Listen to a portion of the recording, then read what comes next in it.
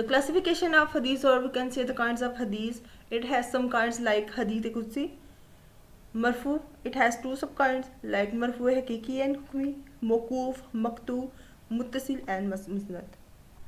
Hadith qudsi. Hadith qudsi, what is the definition and how can we differentiate between Quran Majid and hadith qudsi?